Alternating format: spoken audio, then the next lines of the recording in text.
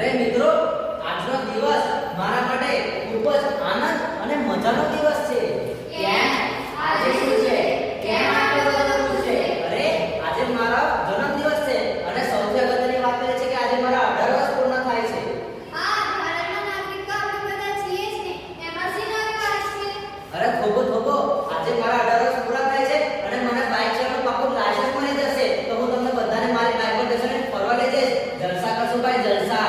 હા, સાચી વાત છે.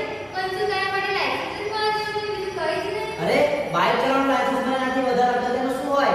તો મારા વાલા લાયસન્સ કરતા અગત્યનું છે મતદાતા તરીકે હક મેળવવાનો અને તારા અભ્યાસ પૂર્ણ થઈ ચૂક્યા છે તેની સાથે તું ભારતનો એક જાગૃત મતદાતા બની ગયો છે.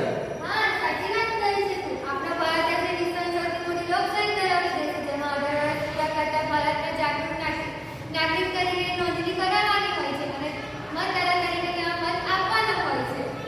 આવું જ ને. હા, આ ચૂંટણી કાર્ડ દ્વારા.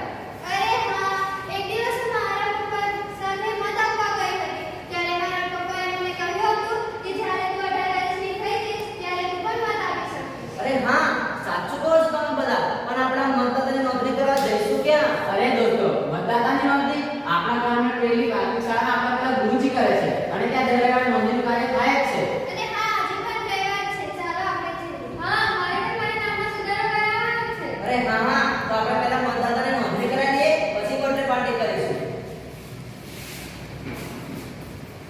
જય જય હિન્દ ગુરુજી. જય હિન્દ મિત્રો. કેમ બધા એક સાથે એક પણ આ બાજુ બોલા પડ્યા? ભાઈ, આજે મારા 18 વર્ષ પૂર્ણ થાય છે, તો મારે મતદાતાની નોંધણી કરાવવાની છે. અને હા, મારે પણ મારા નામમાં સુધારો કરાવવાનો છે. હા મિત્રો, આ બધા જ કાર્યો અહીંયા થઈ જશે અને તમારા ઘરે તમારું પોતાનું ચૂંટણી કાર્ડ પણ આવી જશે. તમે મતદાતા પણ બની રહેશો. થોડા જ સમયમાં આપણે ત્યાં ગ્રામ પંચાયતની ચૂંટણી આવી રહી છે. તમે મતદાન કરવા પણ અચૂક જજો. સાથે ચૂંટણી કાર્ડ પણ લઈને જજો. હા, અમે સૌ જરૂરથી મતદાન કરવા જઈશું અને સૌને મતદાન કરવા પણ લઈ જઈશું. હા, મતદાન અમારો જન્મસિદ્ધ અધિકાર છે, તો અમે મતદાન કરીશું અને મતદાન કરાઈશું. સૌથી પહેલા